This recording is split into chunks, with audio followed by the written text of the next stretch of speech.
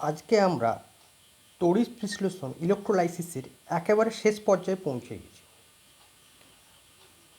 শেষ পোর্শনটাতে কি রয়েছে? ফার্স্ট ল।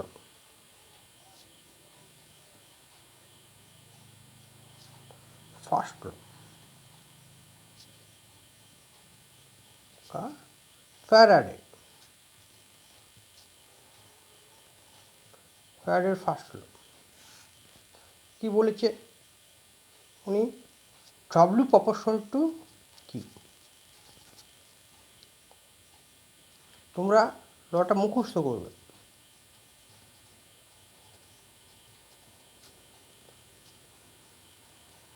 এবার আমি বলে দিচ্ছি কি বলেছে। তড়িৎ বিশ্লেষণের মধ্য দিয়ে যদি আমরা তড়িৎ পথ চালনা করি, সেক্ষেত্রে তড়িৎদ্বারা মুক্ত বা দ্রবীভূত পদার্থের গামে প্রকাশিত ভর, যেটাকে আমরা এখানে ডব্লিউ বলছি, তড়িৎ বিশ্লেষণের মধ্য দিয়ে প্রবাহিত তড়িৎ পরিমাণের সমান। ডব্লিউ প্রপোর্শনাল কি? একটু বাড়িতে এটাকে রেডি করে মুখস্থ করব। আমরা কী পেলাম? W proportional Q, W equal to সমানুপাতিক চিহ্ন উঠিয়ে আমরা কী আনলাম? সমান চিহ্ন। Z Q. এই জেডকে কী বলা হয়? তড়িৎ রাসায়নিক তুল্যাঙ্ক।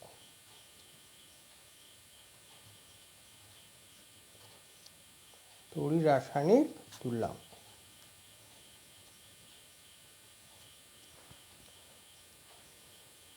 ফ্যাটের ফার্স্ট লটা ভালো করে করবে।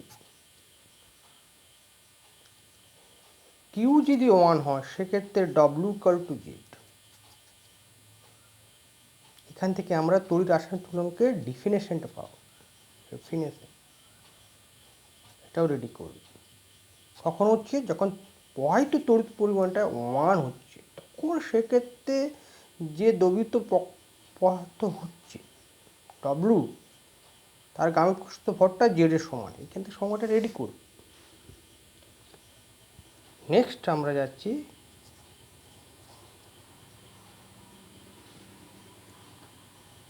Second law.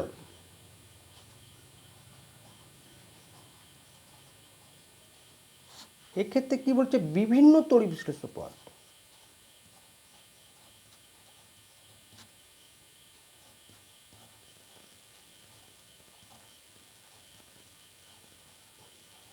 বিভিন্ন তড়িৎ বিশ্লেষ্য পদার্থ তড়িৎটা একই পরিমাণ তড়িৎ পাস করা হচ্ছে, একই পরিমাণ তড়িৎ পাস করে দিচ্ছে। সেক্ষেত্রে কি হচ্ছে? যে ডব্লিউটা হচ্ছে ডব্লিউ প্রপোর্শনাল টু ই। এইকে বলা হয় রাসায়নিক তুল্যাঙ্ক।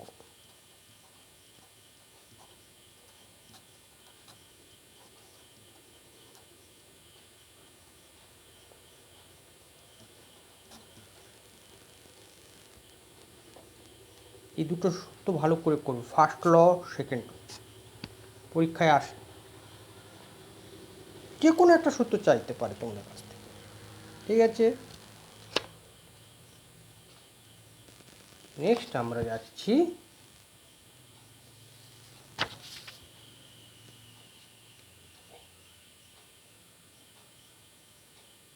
দুটো সূত্রের কম্বিনেশন।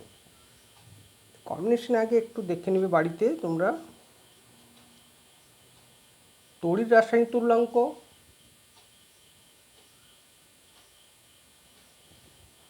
তড়িৎ রাসায়নিক তুল্যাঙ্ক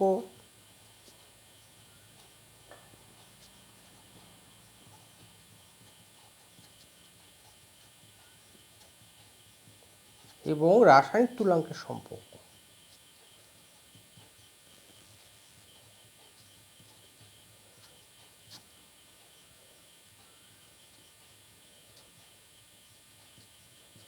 এর মধ্যে সম্পর্ক বাড়িতে একটু দেখবে,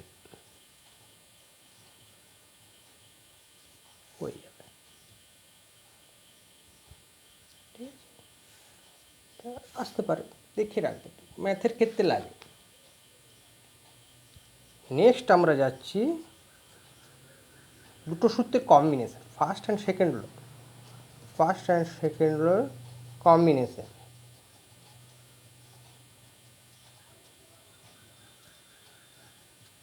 সমন্বয় কি বলছে একটু দেখে নাও ভালো। প্রথম সূত্র থেকে আমরা কি পেয়েছি, ডব্লিউ প্রপোর্শনাল টু কি। সেকেন্ড সূত্রে কি পেয়েছি, ডব্লিউ প্রপোর্শনাল টু ই। এই যৌগিক উপপাদ্য অনুযায়ী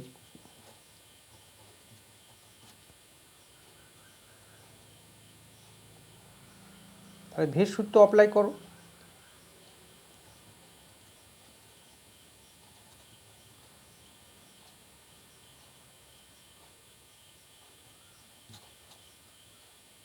দুটো সূত্র কম্বাইন করলাম, 1 নম্বর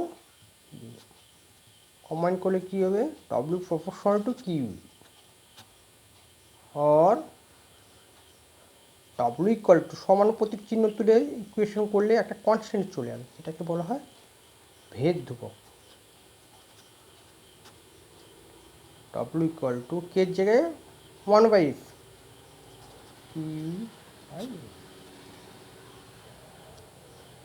ব্র্যাকেটে কে সমান 1/f, পাশে এখানে লিখে দাও কে ইকুয়াল টু ধ্রুবক, ভেদ ধ্রুবক ইকুয়াল টু কি, ইকুয়াল টু কি আমরা জানি CT, C into T T, W equal to কী পেলাম, ই সিটি বাই এফ। এইটা তোমরা রেডি রাখবে। কোথায় লাগবে, ম্যাথে লাগবে, ম্যাথ করতে। ঠিক আছে, এইবার তোমাদের কিছু ফর্মুলা, গুরুত্বপূর্ণ ফর্মুলা একটু দেখিয়ে দিচ্ছি।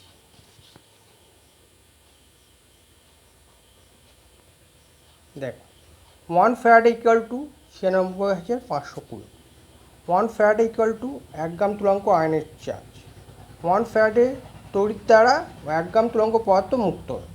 তোমরা এইটা একটু বাড়িতে ভালো করে রেডি করবে। নেক্সট, 1 কেজি আয়নের charge equal to 1 Faraday by, একটি ইলেকট্রন বা একটি প্রোটনের চার্জ ইকুয়াল টু 1 বাই, এগুলো রেডি করবে। অর্থাৎ দেখবে রেডি করবে, অসুবিধা হলে সে পরে দেখা যাবে। একটি আয়নের চার্জ ইকুয়াল টু একটি ইলেকট্রনের চার্জ ইন্টু যোজ্যতা। নেক্সট, তড়িৎ রাসায়নিক তুল্যাঙ্ক ইকুয়াল টু ই ইন্টু 0.0000, কটা জিরো, 1 2 3 4টে 104, এইটা মনে রাখবে। এই সম্পর্ক তড়িৎ রাসায়নিক তুল্যাঙ্কের সঙ্গে রাসায়নিক তুল্যাঙ্কের সম্পর্ক, তড়িৎ রাসায়নিক তুল্যাঙ্ক ইকুয়াল টু 1 কুলম্ব তড়িৎ চালন করলে যত গ্রাম পদার্থ মুক্ত হয়। তড়িৎ রাসায়নিক তুল্যাঙ্ক equal to E by F, তুল্যাঙ্ক ভার বাই ফ্যারাডে। এগুলো দেখবে বাড়িতে, পরে একদিন বুঝিয়ে দেওয়া যাবে, খুব একটা অসুবিধা হয় না। বাড়িতে বইয়ে পড়বে, বইটা ভালো করে পড়ো, ভালো করে পড়ো।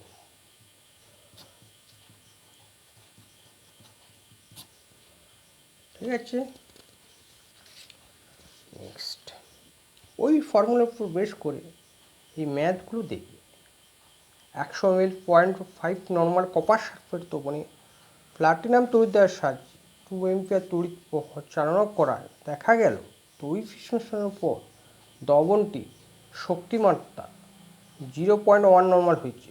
কত সময় ধরে প্রবাহ চালনা করলে বা করা এই পরিবর্তন ঘটেছে, বাড়িতে চেষ্টা করো, হোম টাচ হয় কিনা দেখো। Next, 200 ml 0.4 molar copper sulphate দ্রবণের মধ্যে 30 মিনিট ধরে 5 অ্যাম্পিয়ার তড়িৎ প্রবাহ চালনা করা হলো। তড়িৎ বিশ্লেষণের পর দ্রবণে কপার সালফেটের পরিমাণ গ্রামে প্রকাশ করো। ঠিক আছে, দুটোই হোম টাচ থাকলো, করবে, হয়ে যাবে আশা করি, না হলে পরে দেখা যাবে। ঠিক আছে, তাহলে এইভাবে আমরা ইলেকট্রোলাইসিস শেষ করলাম। নেক্সট আমরা যাব ইনঅর্গানিক কেমিস্ট্রি, গ্রুপ কেমিস্ট্রি, অজৈব রসায়ন,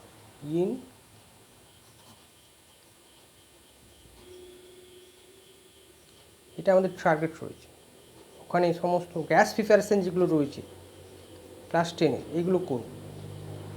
এটা আগে করি। এটা 2 থেকে 3টে ক্লাসও হয়ে যাবে। তারপরে আমরা সার্কিট করব রেডক্স কেমিস্ট্রি।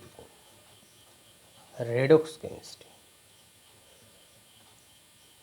12 রয়েছে, 11, 12